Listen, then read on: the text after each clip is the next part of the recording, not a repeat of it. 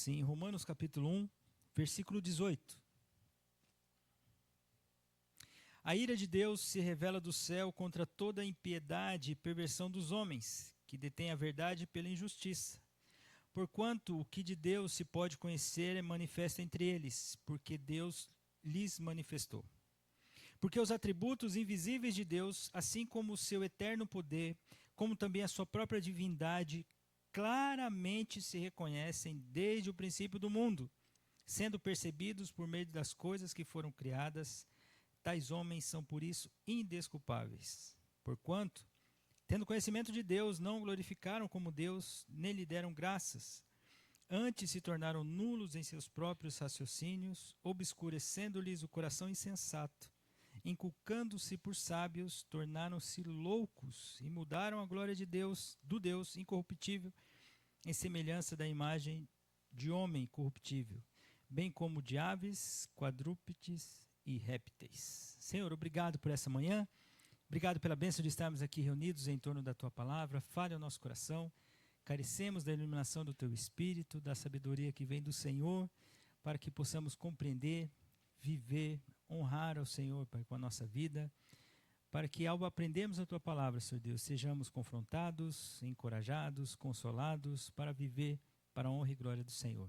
Mais uma vez eu te agradeço, em nome de Jesus, amém. Diga, irmã Liliane, qual que era o comentário?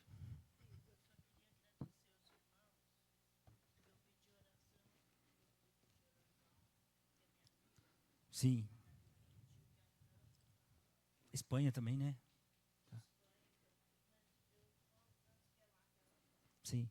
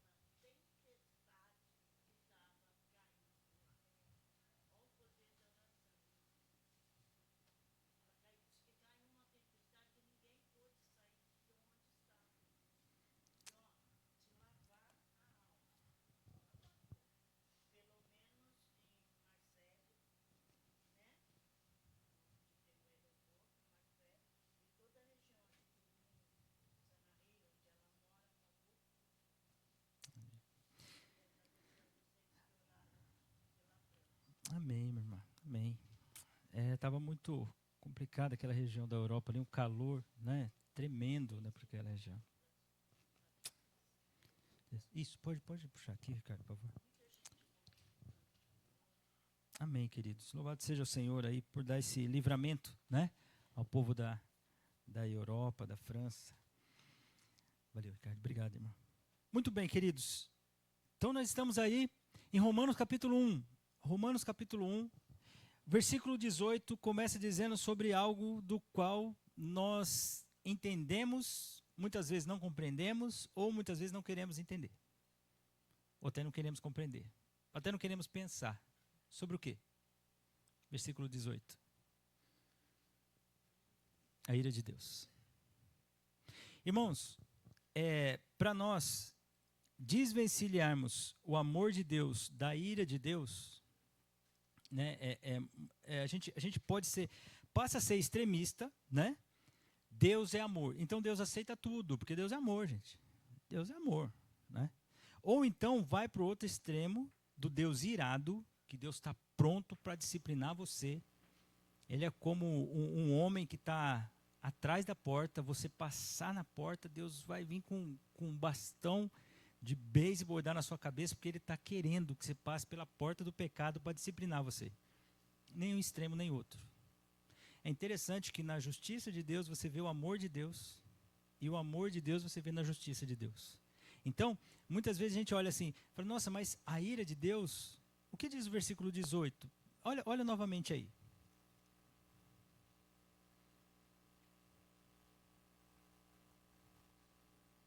O que diz sobre a ira de Deus? Isso. Contra o quê? Impiedade de quem? Por quê? Isso.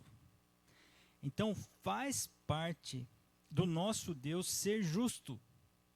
Então toda forma de injustiça deve ser punida, sim ou não? Ou seja, um Deus santo, todo-poderoso, quando ele se depara com a injustiça, o que esse justo juiz deve fazer? O que ele deve fazer? Agir com justiça, ele precisa punir.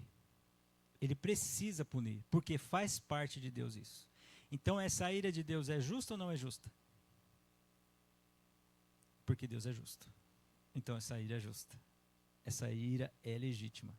Por isso que o texto, quando vai dizer que o homem é indesculpável, nós vamos olhar, permitindo o Senhor, mais para frente na aula. Então, essa ira, nós precisamos enxergar que ela é real, ela é verdadeira, ela é justa e ela é a demonstração. Por mais que para nós, como eu disse no início, às vezes não queremos compreender ou não queremos nem pensar sobre isso, essa ira, ela é manifesta em amor. Nós vamos enxergar isso permitindo o Senhor, nosso Deus, no decorrer da aula. Vamos lá, vamos continuar. O que é doutrina mesmo?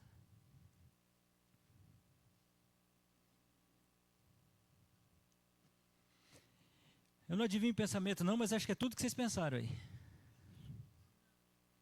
Conjunto de ensinamento? Sim. O que mais? Instrução. Doutrina é instrução.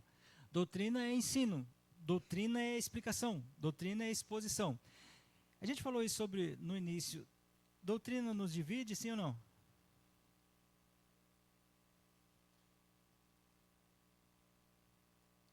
Sim? Não. Sim, não, pastor.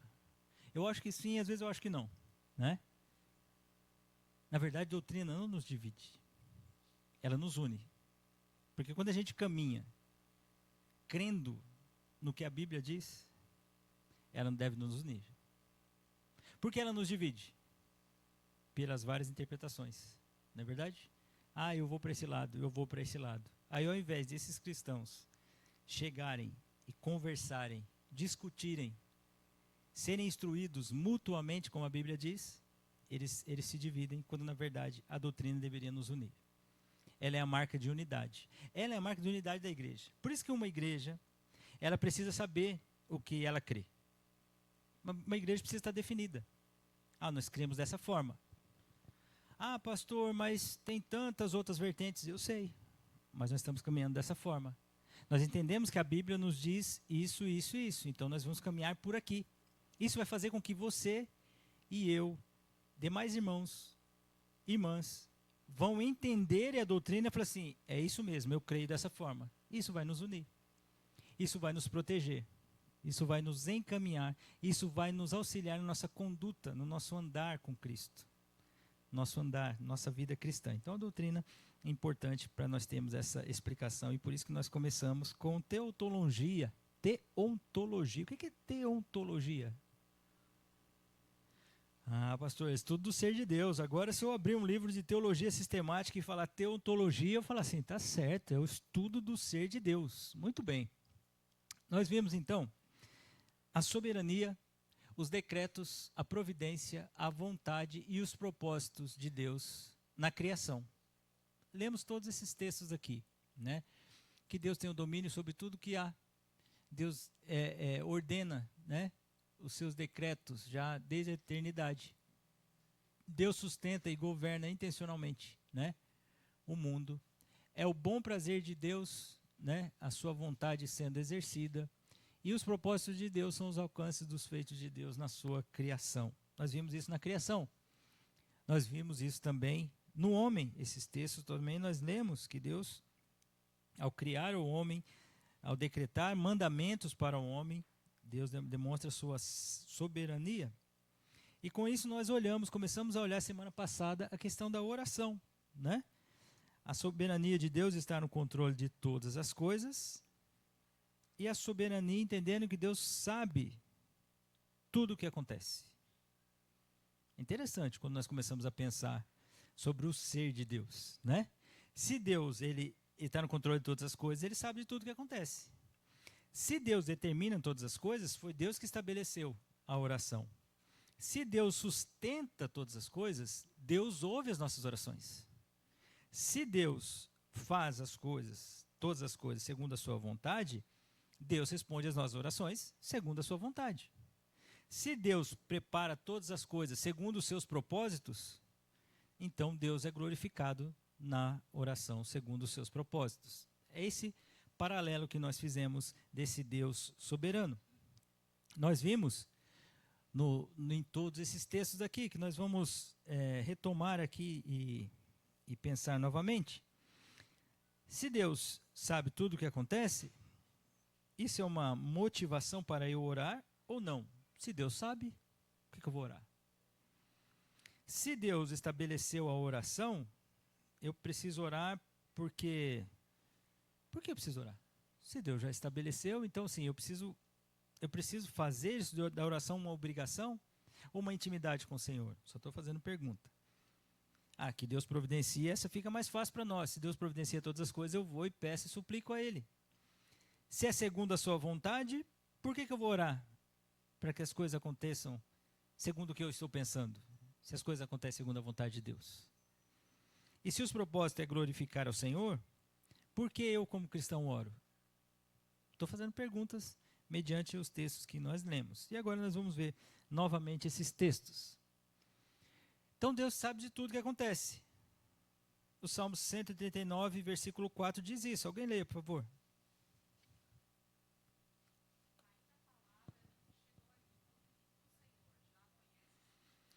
Então, se o que você quer dizer a Deus não chegou até uma expressão, e Deus já sabe, por que você ora? Agora uma pergunta. E agora uma resposta. Nós pensamos sobre esse versículo na semana passada. Se Deus sabe de tudo o que acontece, e Ele sabe da palavra que não chegou à língua, por que você ora?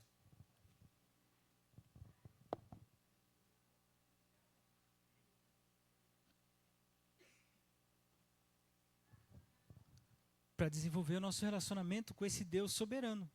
Se Ele sabe de todas as coisas, quando eu oro a Ele, a oração tem mais a ver com mudar a Deus ou com mudar a mim mesmo? Muda quem está orando, queridos. Muda quem está orando. Então, quando você fala assim, nossa, vamos fazer agora uma oração para mexer na mão de Deus. Calma. Peça para Deus mexer no teu coração primeiro. Porque se Deus sabe que a palavra não chegou à sua língua, Ele já conhece as intenções do teu coração, não é Ele que esquadrinha o coração? Quando eu oro, tem mais a ver comigo do que com Deus. Claro que com a pessoa e Deus, né? Mas estou falando assim, com a transformação e a mudança, é um desenvolver de relacionamento. O verso 23 do Salmo 139, está aí também, por favor, leia.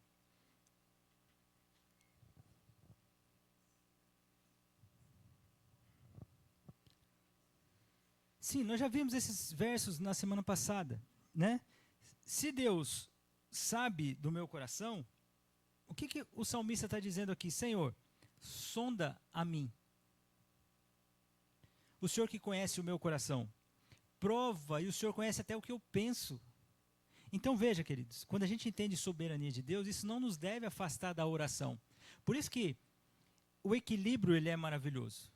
Saber que Deus conhece todas as coisas, deve nos levar a um relacionamento de humildade para com Deus. Por isso nós oramos mais. Porque se Deus sabe o que eu estou sentindo, o que eu estou pensando, quando eu abro o meu coração para Ele, é como se eu estivesse falando, literalmente, para mim mesmo. Olha o quanto você precisa desse Deus soberano. Então, desenvolvimento de relacionamento. Então, a soberania de Deus não nos deve nos levar, como alguns até colocam, se Deus sabe, então não vou orar, Ele já sabe. Mas não tem a ver com Deus saber. Uma que Ele é onisciente. O que quer dizer mesmo onisciente? Tem toda a ciência, sabe de todas as coisas. Então não tem a ver com uma mudança no caráter de Deus. Pelo contrário, tem a ver conosco. Então, quando nós entendemos a soberania de Deus, nós oramos mais. Se Deus decretou a oração, Deus estabeleceu a oração, por que Jeremias 29, 12 e 13 nos chama a atenção? Eu vou ler aqui. Então me invocareis, passareis a orar a mim, e eu vos ouvirei, buscar-me-eis e achareis quando me buscardes de todo o vosso coração. Que momento foi esse? Jeremias 29.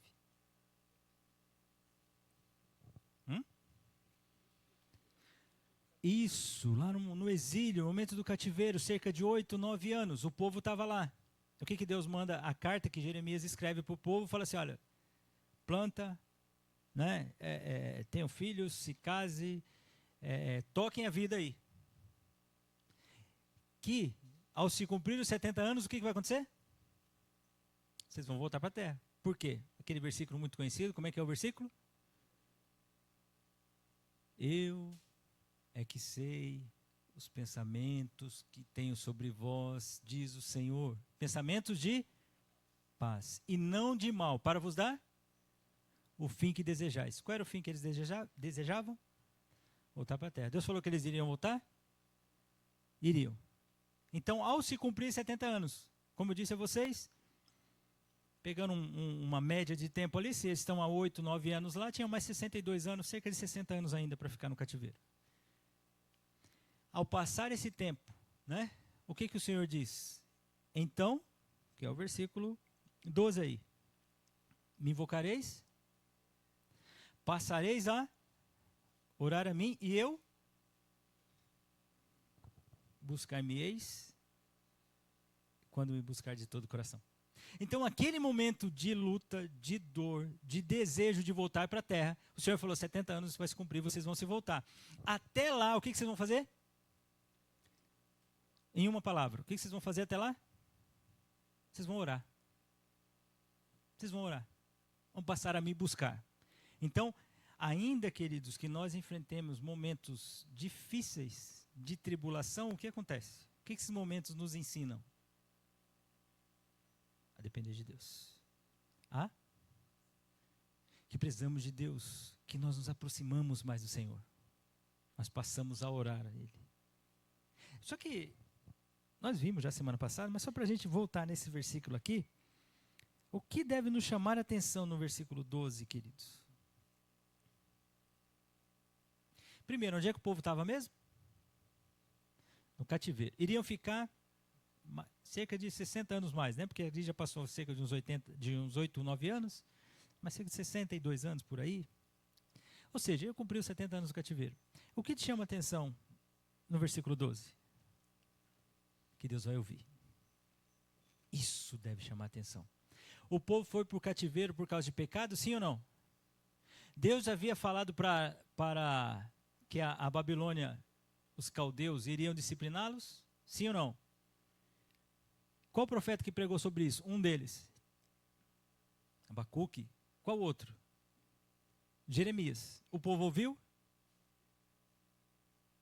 O que você faz com quem não ouve o que você diz? Já para lá. Já falei. Agora, o mal eu não desejo, mas um bom fim não há de ter. Né? Não. O Senhor continua a ouvir o povo. Esse povo rebelde. Irmãos, são textos como esse que eu fico pensando com relação a Deus. Sabe quando doutrinas trazem um Deus tão pequenininho que parece que ele se movimenta à força da minha mão, ao que eu faço? Eu olho um texto como esse, eu, como pecador, naturalmente, a minha natureza pecaminosa não ia perdoar. Gente, eu estou tratando com vocês. Desde lá, quando eu escolhi Abrão, que saiu de Ur dos Caldeus, para formar um povo. Desde o seu filho Isaac, Jacó e as 12 tribos. Desde a entrada no livro de Juízes. Desde a passagem do Mar Vermelho, que foi antes disso. Desde quando vocês escolheram um rei. E eu ainda dei um rei segundo o meu coração para vocês. Desde quando vocês, ainda assim, foram divididos em Reino do Norte e Reino do Sul. Desde que eu tenho mandado profetas falarem com vocês, pregarem para vocês, vocês não estão dando ouvidos. Mas Deus fala, vocês vão passar a invocar e eu vou ouvir. Dá para entender esse amor de Deus, queridos? Não dá. Não dá porque você pecou essa semana. E o Senhor está agindo de misericórdia, fazendo com que eu e você ouçamos a palavra dele. Quer misericórdia maior do que essa? Esse Deus soberano decreta a oração. Buscai o Senhor enquanto se pode achar, invocai-o enquanto está perto. É o que diz Isaías 55, 6. Muito bem. E na providência de Deus? Tu, porém, quando orares, entra no teu quarto, fechada a porta, orarás ao teu pai que está em secreto, e teu pai que vem em secreto te recompensará. O que esse texto nos tranquiliza com relação à providência desse Deus que ouve orações? O que esse texto nos tranquiliza? Deus está vendo. Deus está ouvindo. O que Deus faz? Ele recompensa. Ele dá tudo que a gente quer? Mas ele dá tudo que a gente precisa? Essa é a diferença, queridos. É isso quando alguém chega para você e afirma assim, não, você não está tendo porque você não está tendo fé. Está vendo? Você não está tendo fé suficiente, como se o poder estivesse em você. O poder não está em você, queridos. Inclusive nós vamos ver esse texto em Tiago, né? A questão da dúvida ali, de pedir duvidando. O que aquele texto realmente está dizendo assim? Interessante para nós pensarmos dessa forma, que Deus sabe o que é melhor para nós, queridos. Se você, sendo um pai, né, seu filho te pedir pão, você dá pedra? A resposta lógica é não, não faço isso. E se ele pedir um peixe, você dá uma víbora, uma cobra? Não, o pai não faz isso. Quanto mais vosso Pai Celeste. Se você que é pecador, se você que é falho, não consegue dar essas coisas ruins para os seus filhos, quanto mais o Pai Celeste. Sermão do Monte, né? Então, queridos, Deus recompensa. Os olhos do Senhor repousam sobre os justos e os seus ouvidos estão abertos ao seu clamor. Nós vimos o antropomorfismo, né? Ô pastor, outra palavra difícil. O que quer dizer antropomorfismo?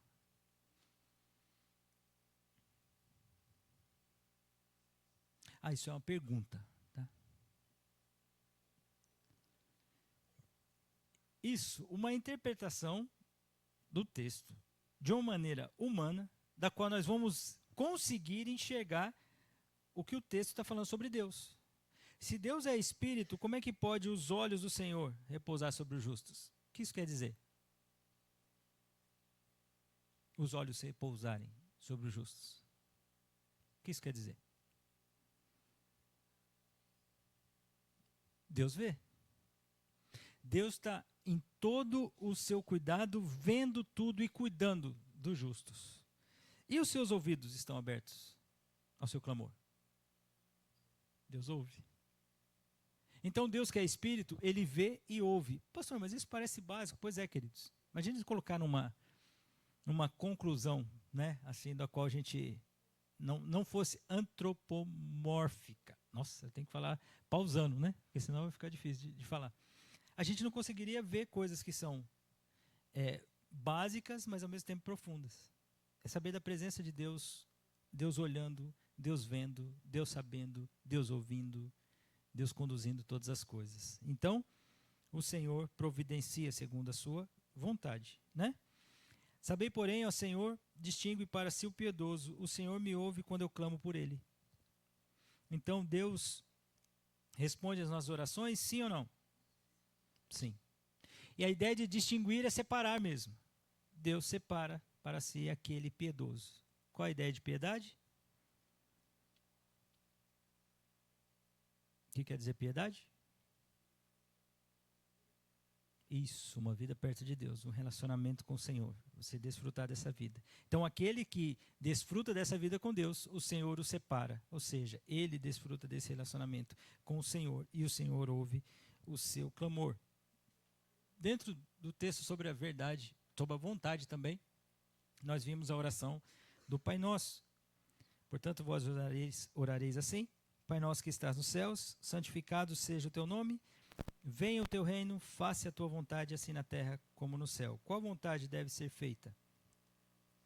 Qual vontade nós devemos orar para que seja feita? É isso, queridos. Diga-me.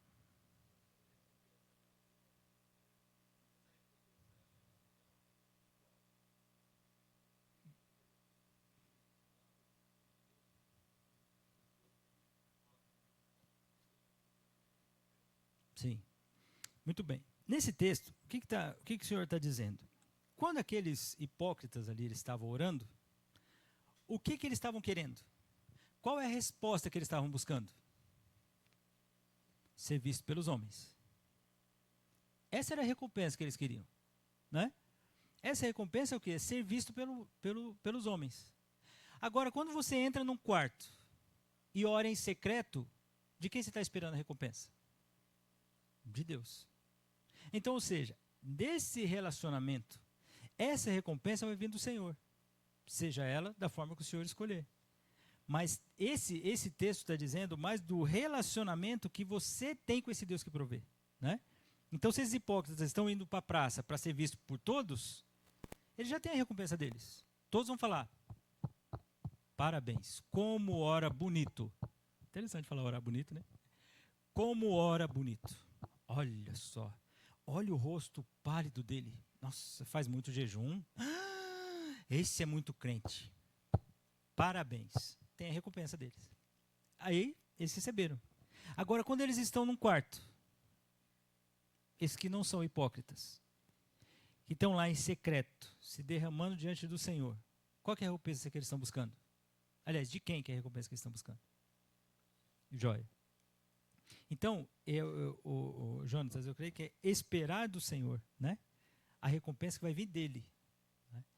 E isso tudo está baseado no relacionamento que cada um vai ter com o Senhor. Né? Sim, sim. Sim,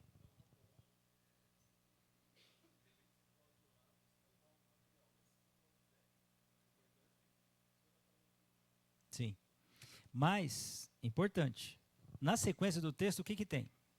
Oração do Pai Nosso, não é? O que o Pai Nosso, Jesus, nos orienta a fazer? Pedir coisas materiais, sim ou não? Sim. Pão nosso de cada dia. Então, assim, ao mesmo tempo que você ora e desfruta dessa intimidade com Deus, qual é a certeza da recompensa? A certeza de que Deus está ouvindo. Você está desenvolvendo um relacionamento com Deus. Então, se Deus te abençoar tanto espiritualmente quanto materialmente, você está esperando em Deus. Então, quando o Senhor nos orienta a orar por coisas espirituais, ao mesmo tempo também devemos orar por coisas materiais. Não é errado. Acontece, pegando lá a carta de Tiago, né? Muitas vezes você vai orar para esbanjar os seus próprios prazeres. Só que o texto de... Pegue Mateus aí, queridos.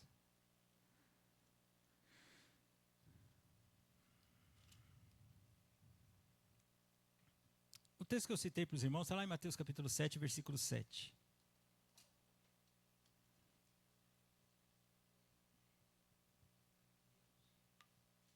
7:7. Não é 77 não, tá?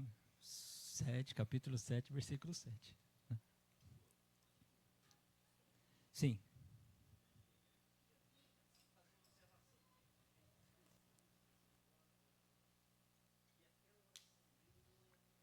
Sim.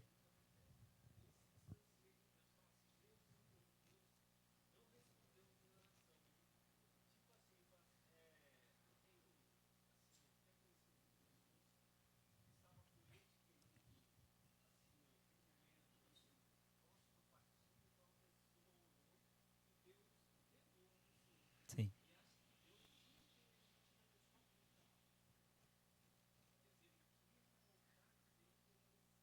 Isso.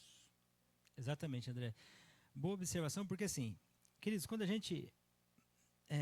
eu penso fielmente que é muito da intimidade daquele cristão com Deus, né? Porque muitas vezes nós falamos que nós amamos a Deus, nós servimos a Deus, até o ponto em que Deus está fazendo tudo que a gente quer. Então, se Deus está mantendo nosso emprego, opa, sou fiel a Deus. Deus está me amando. Aconteceu algo no emprego, você perdeu o emprego, pronto, é o diabo. pronto, é o Satanás, é o capiroto, né? Não sei o quê, né?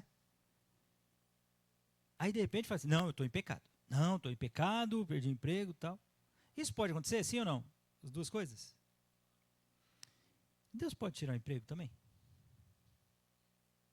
Como saber, pastor? Não sei. Ora. Ora, porque o Senhor está no controle de todas as coisas. O que esse cristão vai fazer? Senhor, me dá discernimento. Porque uma coisa boa para mim era manter o meu emprego para o sustento da minha família. E isso aconteceu. Se o Senhor tirou, eu não entendo a tua vontade. Mas, Senhor, se for pecado, revela para mim que eu preciso mudar. Talvez eu não fui um bom profissional. Talvez foi pecado mesmo, né? Talvez são provações que eu estou passando. Eu não estou entendendo, mas uma coisa eu sei. O Senhor me sustenta.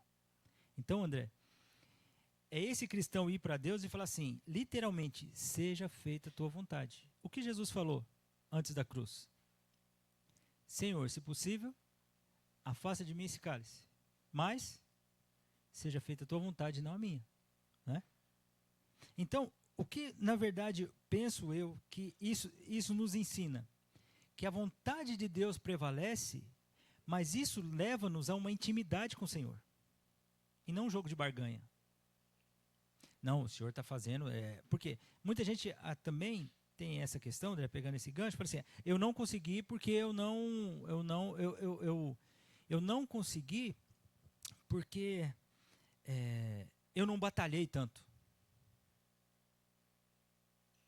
Onde está o poder aí? Porque vamos pela lógica, se ele tivesse batalhado mais, ele conseguiria, sim ou não? Ninguém está o poder. Nessa ótica, quem está orando. A tal da oração forte, né? Nessa ótica, está na pessoa. É um relacionamento muito de intimidade, irmão. Eu creio que quando a gente vai amadurecendo na fé, a gente entende que a vontade de Deus é o melhor para nós. E pegando esse caso, André, muitas vezes a pessoa fica sofrendo. Deus até pode curar momentaneamente daquela enfermidade, ou Deus não vai levar naquele momento, a pessoa vai ficar sofrendo e a gente é egoísta. Quer que a pessoa fique sofrendo. Quando, na verdade, muitas vezes nós deveríamos orar para o Senhor levar e dar esse alívio para a pessoa. Pastor, mas isso é ser ruim, é ser mal. Claro que não, queridos. Isso é ser maduro.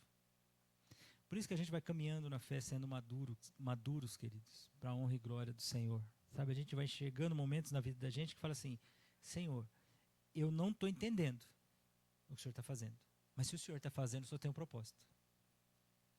Faça a tua vontade. Acho que é dentro dessa ótica aí, né, meu irmão? Mateus capítulo 7, versículo 7. Vamos lá, versículo 1, alguém leia.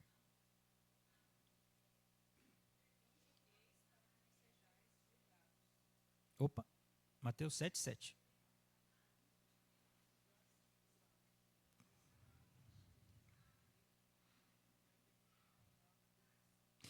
Isso, está falando ali da oração, né? Diz para mim, o que esse versículo está dizendo?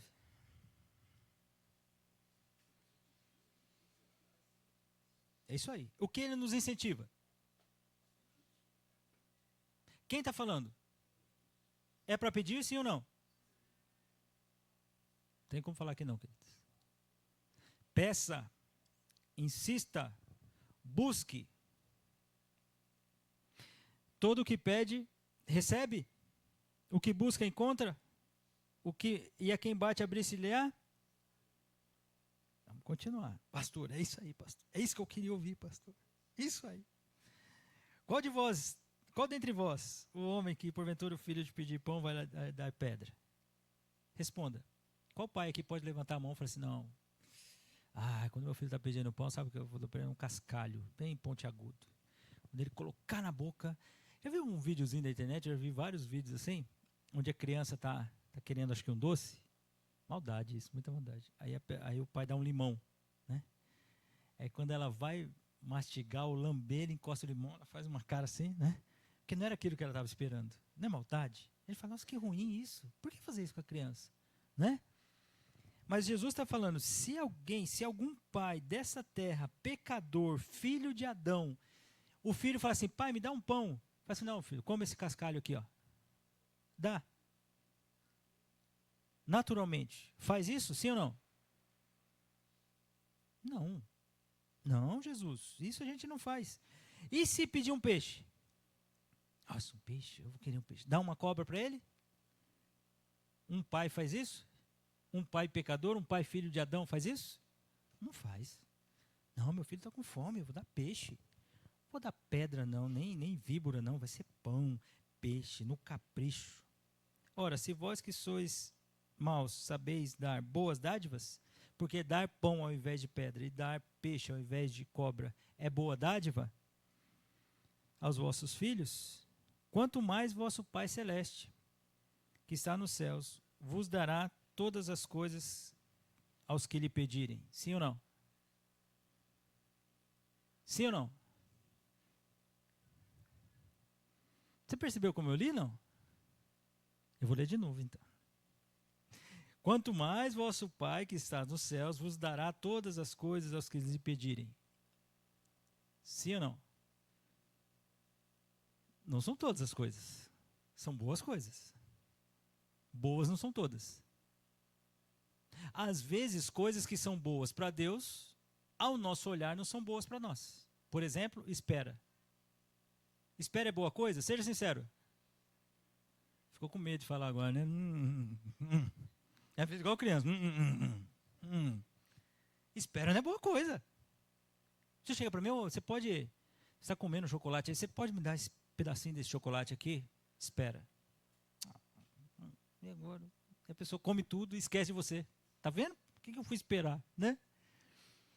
Então, esperar não é bom, naturalmente falando. Agora, esse desfrutar de intimidade com Deus, você vai entender que o esperar tem um propósito na sua vida. E aí se torna coisa boa. Então, na nossa perspectiva, no nosso tempo, o esperar naturalmente não é uma coisa boa. No tempo de Deus, o esperar é o melhor. Quantas vezes você não esperou e passou desesperado pelo tempo? E quando chegou lá na frente, fala, nossa, olha como eu fiquei desesperado. E Deus mudou aqui na frente. Você foi chegar lá na frente. Aí o que Deus faz? Daqui a pouco eu vou fazer ele esperar de novo para ele aprender. E é bom para nós. Por mais que na nossa perspectiva não seja bom. Olha que interessante isso, queridos. Então, Jonatas, voltando lá à questão, né? Então são coisas, você vai orar, você vai pedir, o Senhor Jesus falou. Você vai orar pelas coisas. Agora, como o André fez a colocação ali, de que em alguns momentos as pessoas se afastam, por quê? Porque as boas coisas, na perspectiva dela, não foi alcançada. Mas na perspectiva de Deus foi o melhor. Levar pessoas que nós amamos, na nossa perspectiva, é bom, sim ou não? Não é, queridos. Porque o salário do pecado é a morte. Mas muitas vezes, nós entendemos que Deus permite que isso aconteça, Deus faz com que isso aconteça, para que nós aprendamos que nós não devemos depender das pessoas e depender de Deus. E foi o melhor naquele momento de dor. Porque cristão, num velório, ele pode se alegrar, ainda que na dor. Entenda, porque um cristão pode se alegrar no velório, ainda que na dor. É isso aí. Seu Marcos?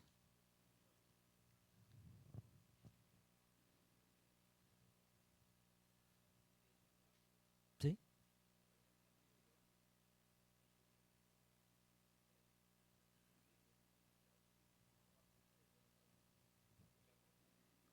Sim.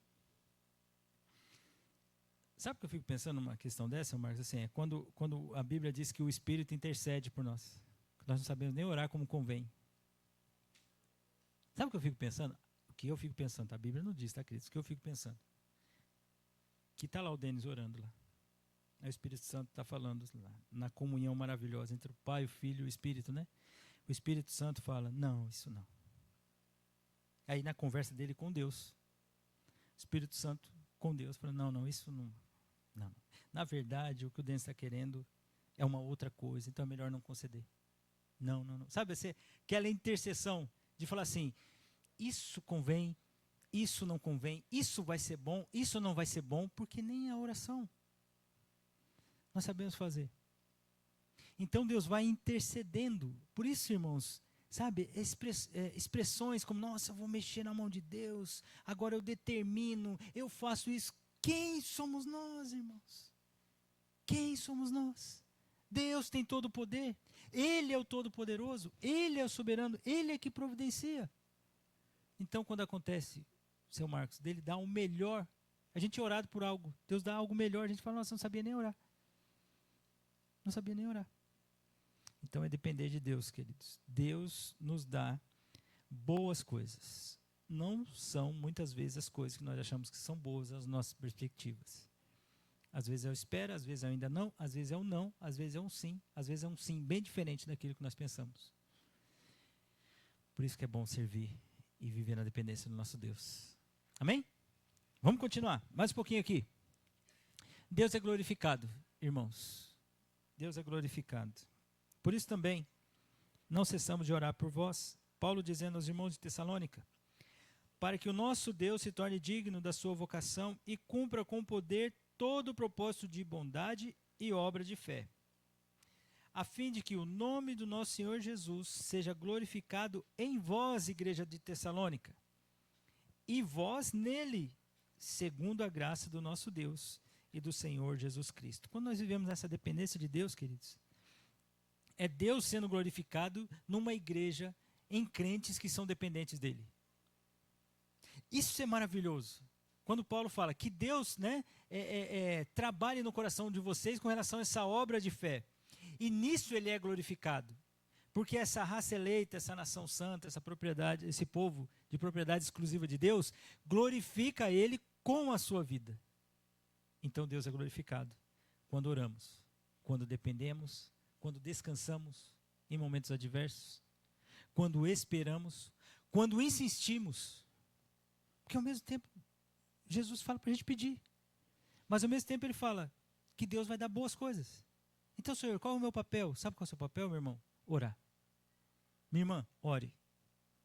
Ore. Busque a Deus. Daqui a pouco, eu creio fielmente, queridos, Deus vai dando um discernimento para você que você fala assim, nossa, por que eu estou orando por isso? Por que eu estou orando por isso? Qual que é a minha intenção com isso? Às vezes, você vai descobrir intenções completamente egoístas. Você não está orando para glorificar o Senhor. Você não está orando para o bem da pessoa. Por exemplo, vou dar um exemplo para você, parece ser meio, né, assim, estranho. Mas você ora para Deus converter pessoas, sim ou não? Espero que você ore para Deus converter o coração de pessoas. Seus parentes, seus amigos, seus vizinhos, pessoas ao seu redor, nações no mundo, joia. Vamos pensar nessa pessoa mais perto de você, que você está orando para Deus converter o coração dela. Por que você quer que ela seja convertida? Vou te dar algumas opções. Para você não ter mais trabalho? Você ficar aliviado, que ela está dando muita dor de cabeça? Pode ser uma intenção do teu coração. Para que essa pessoa te abençoe de alguma forma, porque ela convertida vai me abençoar. Ou a sua intenção é que Deus seja glorificado por mais um eleito ter sido encontrado. Faça esse crivo quando você está orando por alguém. Se ora para ter um trabalho mais fácil? Ah, pastor, eu estou orando aqui, ó, Deus salva essa pessoa. Nossa, se ela salvar, vai me dar, olha, vai me aliviar tanto. Meu Deus do céu, estou com dor de cabeça. Essa intenção é legítima? Ou você ora para ela, não, se essa pessoa orar, se essa pessoa se converter, se ela for para a igreja, aí se ela for para a igreja, está na mesma igreja que eu, aí tal, a gente pode ter isso e aquilo tal. Ou você ora e fala assim, Senhor, converta o coração daquela pessoa. Porque essa vida que ela está levando, esse caminho que ela está indo, esse curso do mundo que ela está indo, só vai levar para o abismo. Senhor, mude esse coração. Que essa pessoa seja uma eleita. Que o Senhor a encontre com teu poder maravilhoso e transforme essa vida. É assim que você ora? Esse é o verdadeiro desejo do teu coração? Pastor, eu acho que eu tiquei na primeira. Talvez você não está fazendo a oração correta, hein? Pastor, foi na segunda. Na segunda eu acho que foi o que eu mais... Será que você está querendo realmente a glória de Deus? E agora, queridos, vamos ser bem sinceros. Se Deus responder a primeira oração, entra no crivo das boas coisas? A primeira oração? Será que entra no crivo ali das boas coisas? Deus então vai te dar umas boas coisas para aliviar o seu trabalho? Acho que não seria boa coisa, né? Porque às vezes a pessoa está te dando trabalho para um propósito da sua vida ali. Será que a segunda, são as boas coisas? Para você ser abençoado com a conversão daquela pessoa? Talvez a intenção do seu coração não seja boa também. Então talvez não seja uma boa coisa. É uma boa coisa a conversão de alguém, sim ou não? Porque isso glorifica a Deus, queridos. Isso glorifica o Senhor. Quando o pecador se arrepende, o que acontece? O que acontece? Festa no céu. Festa no céu. Porque houve conversão. Né? Quando Jesus diz lá, Zaqueu queria, né, devolver 4 vezes mais tudo aquilo que ele lesou as pessoas, houve salvação naquela casa, queridos. Houve mudança, houve transformação. Não é a pessoa participar de um grupo evangélico, é a pessoa ter o coração transformado para a honra e glória do Senhor. Louvado seja Deus. Então, está vendo, queridos? Nós somos tão pecadores que às vezes as nossas orações, o Espírito Santo olha assim e fala assim, essa intenção não é boa.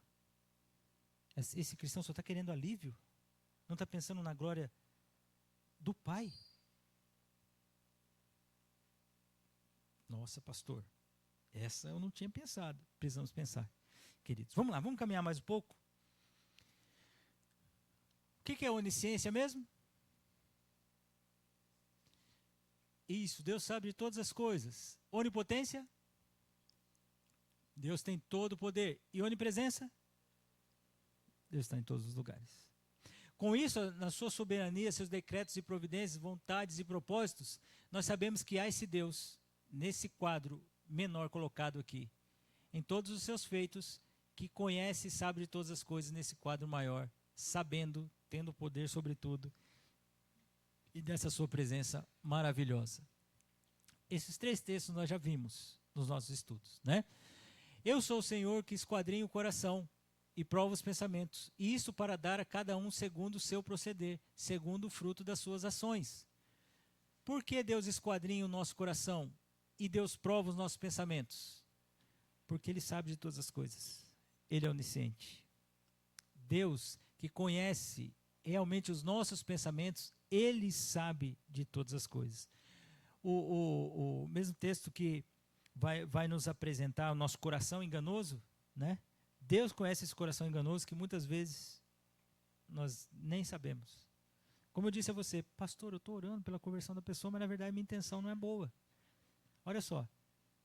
Está vendo aquela ideia de faz o que seu coração mandar? Ah, meu Deus do céu. Faz o que seu coração mandar? Gente, coração enganoso. Está mandando você orar só para a pessoa parar de dar trabalho para você?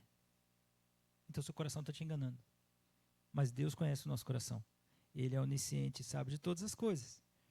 Quando contempla os céus, obra dos teus dedos, e a lua e as estrelas que estabeleceste, que é o homem que dele te lembres, e o filho do homem que o visites? Onipotência, quem fez todas as coisas? Deus fez todas as coisas. É importante a gente entender que Deus fez todas as coisas. Pastor, mas Deus fez todas? Sim, Deus fez todas as coisas. Deus, com a obra dos seus dedos, olha lá, de novo o antropomorfismo, né? Por que a obra dos seus dedos? Com a sua mão, né? Poderosa, Ele fez todas as coisas. Onipotência. Senhor, Tu me sondas e me conheces, sabe quando me assento e quando me levanto, de longe penetras os meus pensamentos, esquadrinha o meu andar, o meu deitar, e conhece todos os meus caminhos. Ainda a palavra não me chegou à língua e Tu, Senhor, já conhece tudo. Olha isso, queridos. Isso é você saber que Deus é presente. Então a ideia do imanente, né? Presente, transcendente, superior a tudo, né? Pastor, hoje o senhor revisou todos os termos, né, que nós vimos aqui na teontologia. Pois é, queridos, para ficar fixo na nossa mente. Então o Senhor sabe de tudo que acontece comigo. Por isso que Jeremias 17, também um texto que nós já vimos, maldito o homem que confia no homem. Tá vendo, pastor? Por isso que eu não posso confiar nas pessoas. Sim ou não?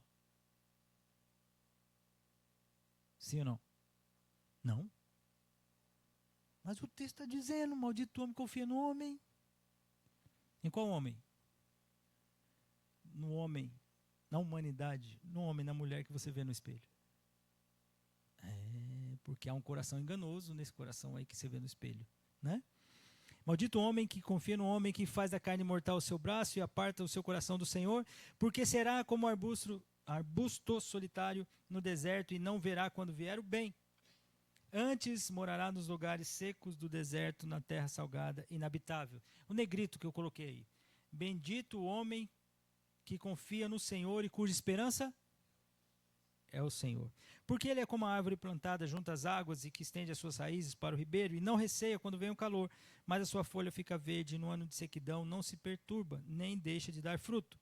Enganoso é o coração, mais do que todas as coisas, desesperadamente corrupto. Quem o conhecerá? Negrito novamente. Eu, o Senhor, esquadrinho o coração e provo os pensamentos. Isso para dar a cada um, segundo o seu proceder, segundo o fruto das suas ações. Nós já vimos esse texto também nas nossas aulas. Queridos, quando a gente está lidando com doutrina, a gente vê o Deus soberano, o Deus que controla todas as coisas, Deus que conhece todas as coisas, Deus que é presente, o Deus que decreta, o Deus que é soberano, o Deus que tem propósito sobre todas as coisas, que tem a sua vontade. Quando a gente vai para a doutrina da salvação, é tão interessante que parece que esse Deus perde poder. Que agora o poder está na mão do homem. É uma coisa muito estranha. Porque esses dois negritos que eu coloquei no versículo nos dá uma esperança. Qual que é a esperança? Isso. A esperança de? O que diz o versículo 7 aí? Qual a esperança que esse versículo 7 nos dá? Confiar no Senhor. Essa é a nossa certeza. Esse Deus que é presente, esse Deus que decreta, que é soberano, nós podemos e devemos confiar. Por isso, maldito o homem que confia no homem a partir dele mesmo. Por quê? O versículo 9 diz que o homem não pode confiar até nele mesmo. Por quê? Porque o coração dele é enganoso, desesperadamente corrupto. Então, o Senhor esquadrinha o coração e prova os pensamentos. Então, diante disso, quando a gente chega no texto, como foi lido de início, Romanos capítulo 1, que nos fala da ira de Deus, essa ira que se revela do céu contra toda a impiedade e perversão dos homens, que detém a verdade pela injustiça. Vamos pensar, quem é esse homem? Agora pensando no todo da teologia, quem é esse homem? Quem é esse homem? O homem. Que é o homem? Pecador. O que mais?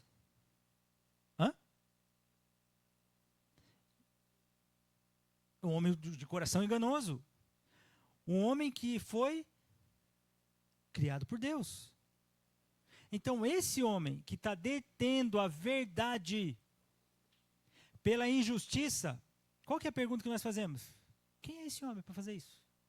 Sim ou não? Quem é esse homem para fazer isso? Por isso, queridos, olha só, pensando nos quadros aqui, a ira de Deus, ela se revela contra toda a impiedade e perversão dos homens, porque eles detêm essa verdade pela injustiça. O que de Deus se pode conhecer? Você já viu isso na teontologia.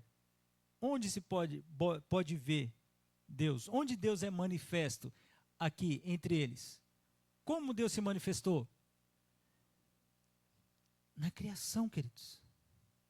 Por isso que esse homem que está detendo a verdade pela injustiça, ao presenciar a criação, ele fala assim, peraí, eu sou indesculpável. Eu não posso dizer, como diz o insensato do Salmo 14, o que ele diz? Não a Deus. Como eu posso dizer isso? Como eu posso falar que veio de uma explosão e Deus não existe? Como eu posso falar que Deus não tem poder sobre todas as coisas e Deus não está governando todas essas coisas? Você está trocando a verdade pela injustiça?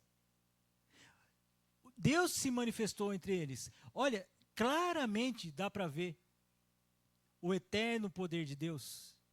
São percebidas nas coisas que foram criadas. Por isso que tais homens são indesculpáveis. Quando alguém vai para o inferno, a distância total de Deus. Deixa eu fazer essa pergunta agora. Deus está sendo certo, sim ou não? Por quê? Porque Ele é justo. E porque o homem é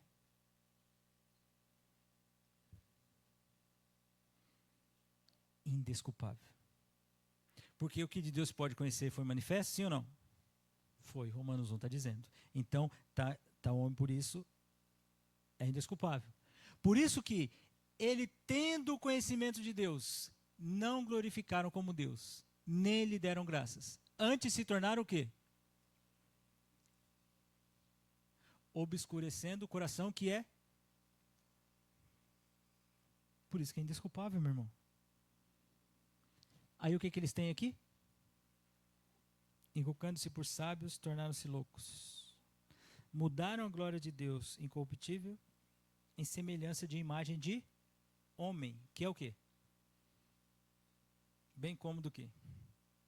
Aves, quadrúpedes e répteis. O que são aves, quadrúpedes e répteis? São criação de Deus. O que é o homem? Também é criação de Deus. Por que a idolatria é a abominação? Porque você está transformando um objeto, seja um animal, seja uma escultura, seja uma ideologia, seja um pensamento, seja um local, em Deus. Esse lugar pode conter a Deus? Essa imagem pode conter a Deus? Não, queridos. Por isso que a idolatria é abominável. Por isso que Deus diz que os homens são indesculpáveis. Semana que vem nós vamos voltar no outro texto. Que se a gente começa a pensar nesse homem indesculpável e ver Romanos, você só consegue pensar uma coisa: na cruz. Somente, queridos. Só esse acesso que nos livra da ira de Deus. Só esse acesso. Não tem outro caminho. Vamos orar. Deu horário na nossa aula. Senhor, obrigado por essa manhã, obrigado pela bênção de podermos refletir sobre as coisas do Senhor e pensar sobre as coisas do Senhor. É tão grande para nós, mas o Senhor, pelo Teu Espírito Santo, nos deu a bênção de entendermos ao Senhor mesmo, Pai. Obrigado por isso, Deus amado. Obrigado, Deus querido. Queremos viver para Te honrar e Te glorificar. Continua nos capacitando segundo a Tua graça, Senhor Deus. Queremos aprender e viver para a Tua honra e glória. Eu Te louvo, Senhor Deus, pela bênção de saber que o Senhor é onisciente, onipotente, onipresente. E ao mesmo tempo sabe de cada coisa que nós vivemos. E o Senhor tem cuidado de nós. Fale ao nosso coração, que vivamos como crentes, dependentes da Tua vontade, a cada dia da nossa vida, para a Tua honra e glória. Mais uma vez eu Te agradeço e Te louvo, em nome de Jesus. Amém. Amém, irmãos. 10h